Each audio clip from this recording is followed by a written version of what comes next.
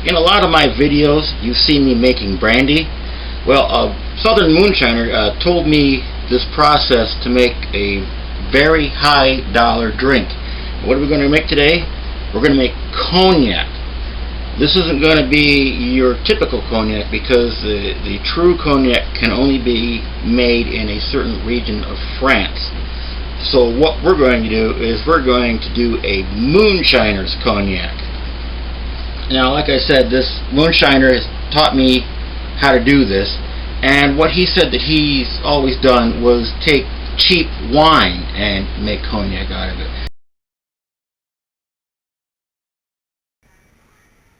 Well, cheap wine can be almost anywhere, even if you make it yourself. I can't think of anything cheaper. The thing about cognac is that the wine that is used to make it is always made from white grapes. It's always white wine that they're using.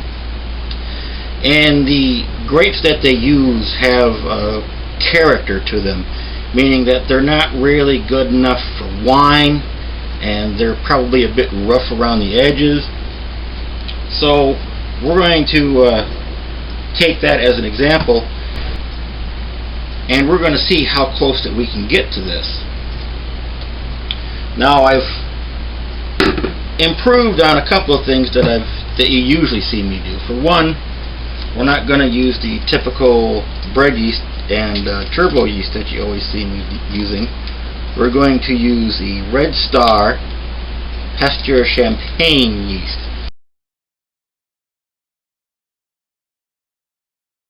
Now, I found this on eBay. It was fairly cheap, and we're going to use 3 packets of that. And we're going to use white grape juice, and we're going to mix that ourselves. I don't know how many containers that we need for a 5-gallon batch. We'll find out. We're not going to add any sugar to this. We're going to make it straight. We're going to make everything straight here, and we're going to follow the directions on this and make it exactly the way it's supposed to be made. So we're going to start by taking as many things of grape juice that we can.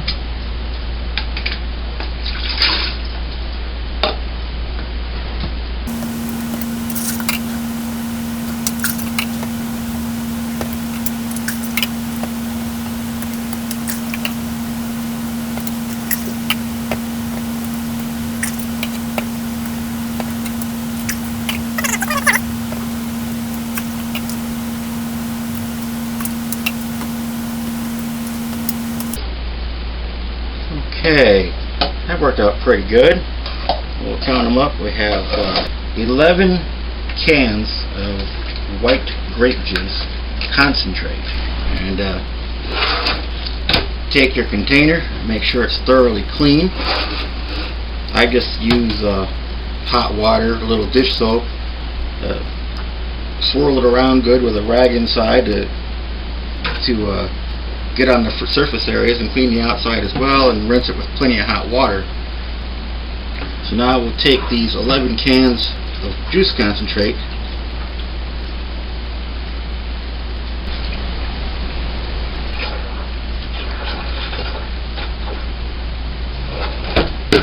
now the directions say to add 3 cans of water.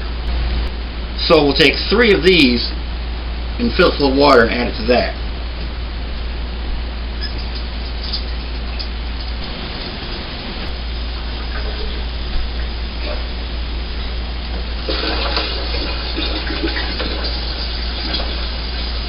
Now we're using a fairly hot water because the juice is at room temperature. If you're going to use frozen juice, then go ahead and use a hotter water. This is about like a medium warm to hot cup of coffee.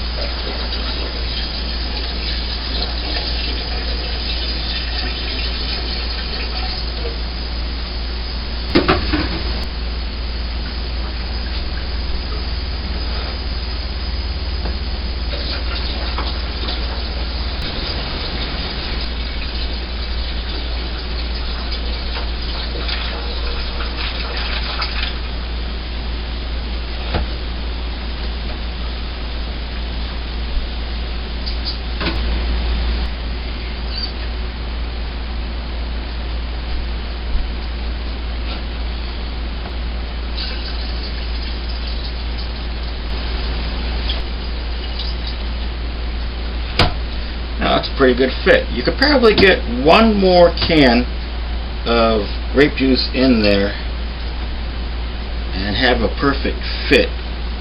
That's good enough. Now we got about $15 in ingredients, and we're going to get about 5 gallons worth of wine. So now we'll activate our yeast and add that.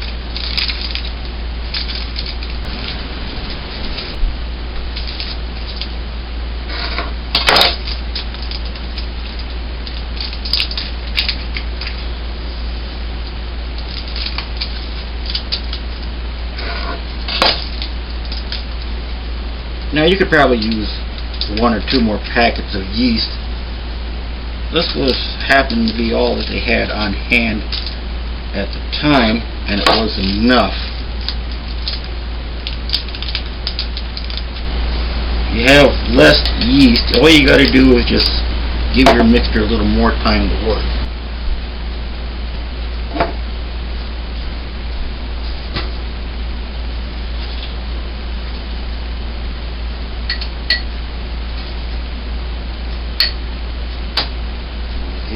Add a little sugar to that.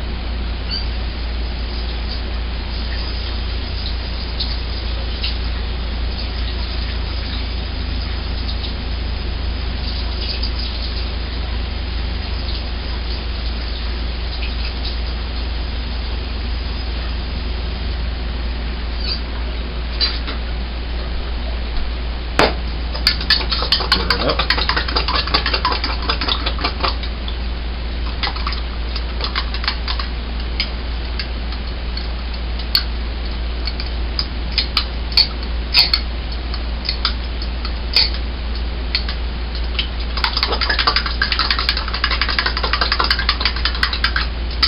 I find that using a fork works better than a spoon.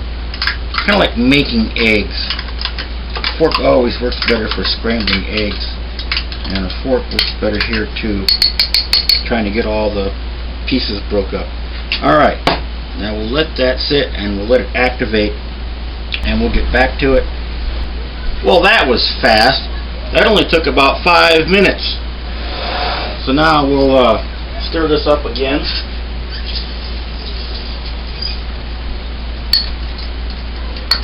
Get that foam mixed up.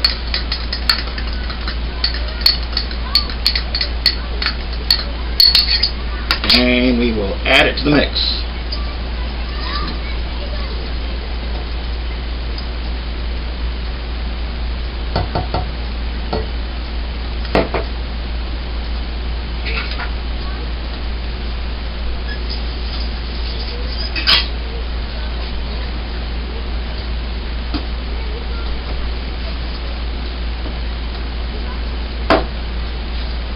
And now we'll slosh it around a little bit.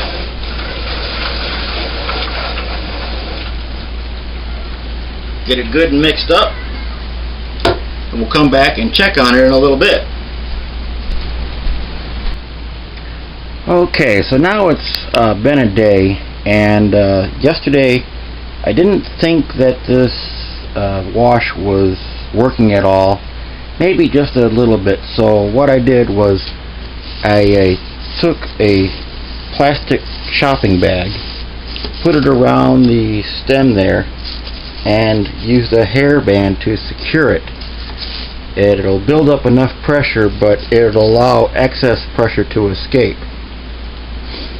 To keep it warm overnight, I wrapped a blanket around it, and I used a heating pad for about 30 minutes or so. It's got an automatic shut-off, so there was no chance of overheating it.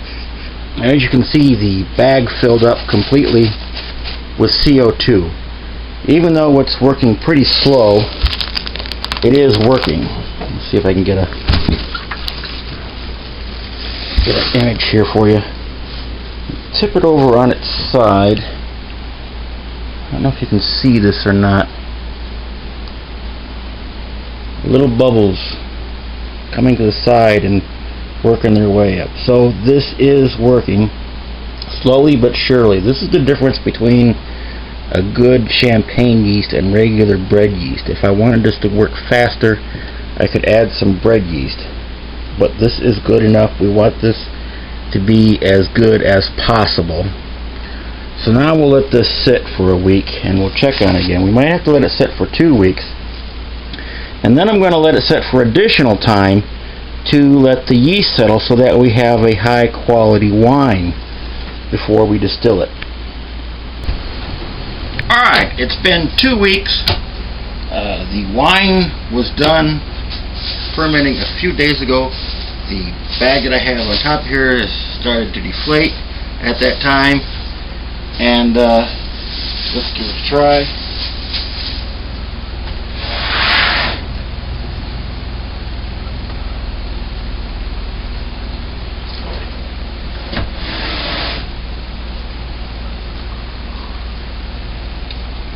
Oh yeah, that wine is ready for distillation. And when you do this, well, they always do it with a double distillation. That means you run this through your still once.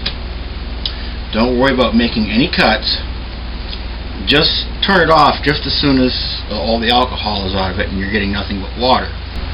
Empty out the remaining part of your wine, that's just all water, and then put the distilled product back into your still and run it a second time. At this point is when you want to make your cuts, cutting out the heads and the tails. Okay, so now here is our finished distillate after its second run. I used a proofing meter and it measures in at around 130 proof. Now you notice we don't have a lot here. This is the difference between adding sugar and not adding sugar. Usually when I add sugar to something, I usually get a half gallon. But you see, I only got pretty much a fifth, more or less. And well, we're going to have more when I water it down later on. But we might fill the jar up and get it. We're going to take it to down 80 proof, just like normal cognac is. And instead of using the normal Jack Daniel's old barrel chips that you always see me using, we're going to try something slightly different. These are French oak chips. They come in little packages. It's 30 grams. French oak would be what you would actually have in France, where they can actually make cognac.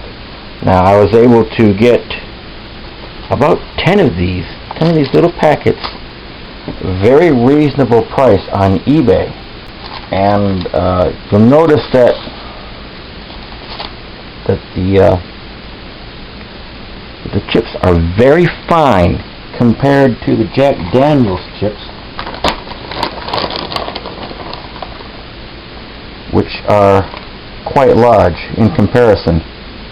Now what does that mean?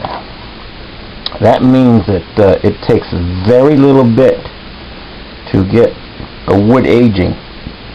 It also means that you'll get every ounce of flavor out of these very quickly.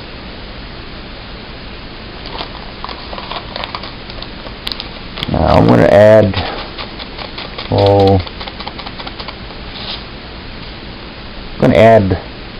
that much.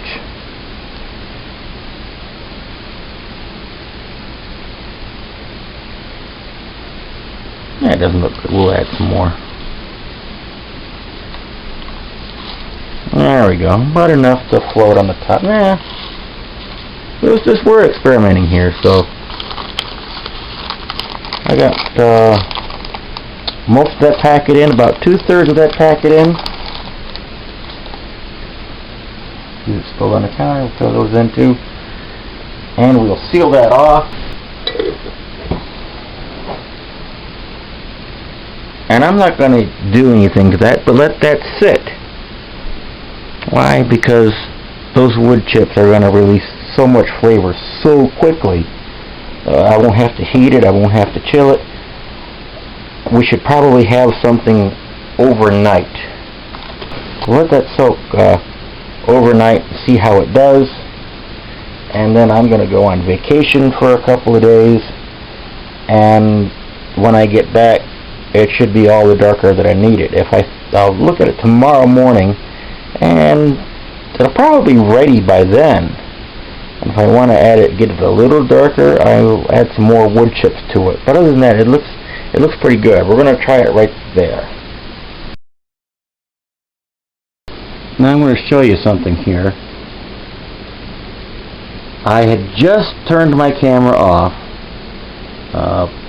put the tripod up, and it even hasn't been a full 2 minutes. I'm holding a piece of white paper here in the background so you can see it better. Otherwise you get the wood background on the counter. So I'm holding a piece of white paper up against it, and look at that. It's not even been a minute, and look how the flavor is being added almost instantly to the distillate. That is how fast these little tiny wood chips work. Okay, so now it's been overnight. I just woke up, had a cup of coffee, looked at what we're doing here, and the color is almost exactly what I want. However, the jar is pretty thick, so it looks darker than it actually is. It's seeing it with my eye, it looks kind of light, and I am going to water this down to 80 proof. So I think I will go ahead and I will add the rest of the packet of those French chips. And yeah, look at that. Look at that. Overnight aging.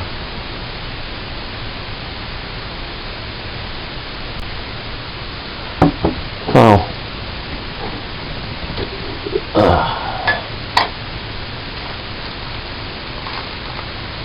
I will go ahead and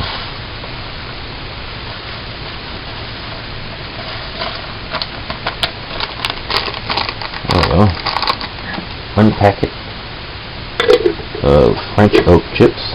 Still have 9 more. And that'll sit for about 3 days while I go on holiday. And we will finish everything up. Okay, so now we've had this sitting for just a couple of days, and have that same piece of white paper behind it. You can see just how much darker it's become.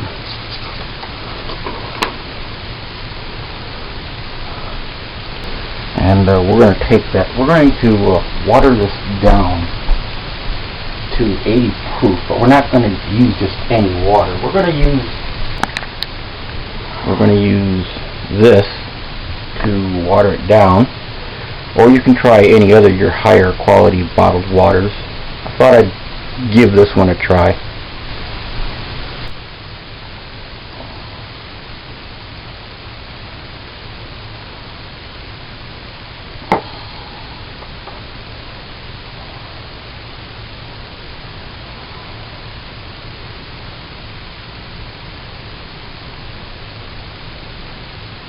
We have it at about 85 proof.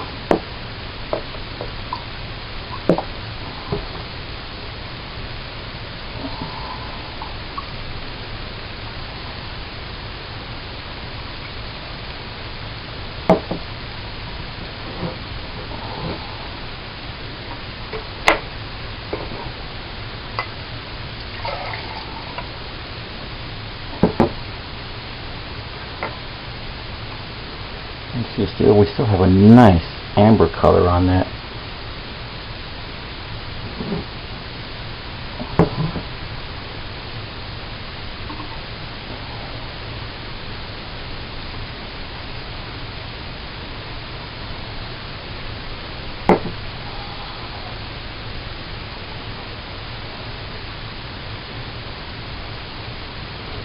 And we have it at just a little above 80 proof. I know my camera won't focus in on that, but that's almost on the nose at 80 proof. So we'll leave that right as it is.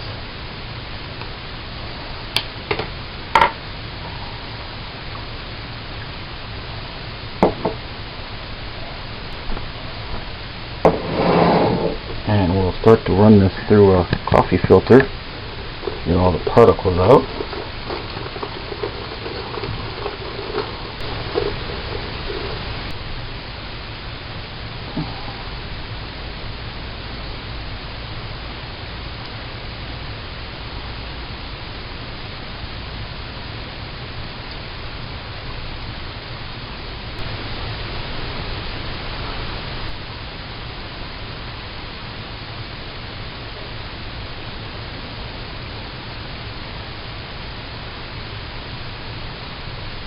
And because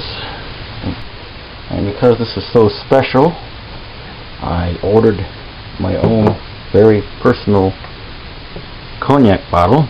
This is the kind of cognac that you can find in your local liquor store. This is where I'm going to keep it in, because this is such a special attempt.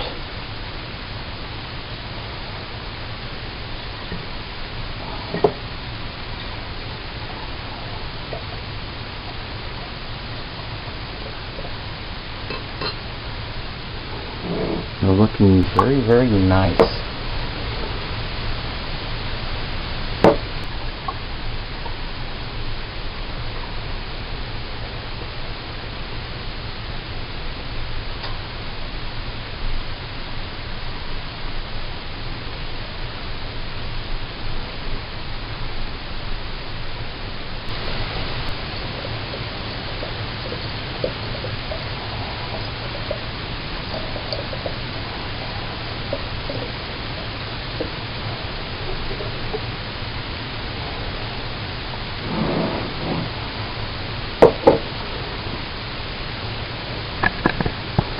And there we have a nice bottle of homemade brandy.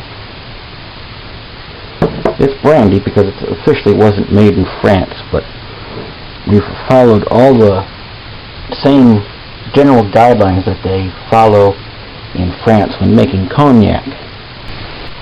And if you were to see this on a shelf at your local liquor store, you might, if this was sitting next to the original bottle, filled bottle, you might not know the difference between the two.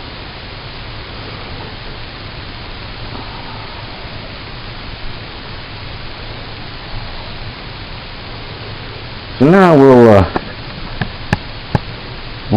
cap that, and there's our cognac. And we'll see if we can get a couple people over to try this versus an actual cognac that I purchased right off the shelf at the local liquor store. You can see that both have a nice, very nice, almost identical amber color to them.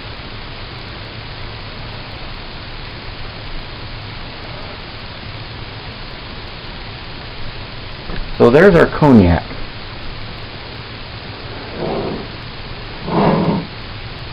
That is for very special occasions. After doing a side-by-side comparison with the store-bought cognac, I decided that there was a component missing to the flavor of mine. So after thinking about it for a couple of days, I added just about 1/4 to 1/3 shot of honey. Just about a tablespoon, or maybe just a little more, and that really perked up the flavor and made it a lot closer to the store brand cognac.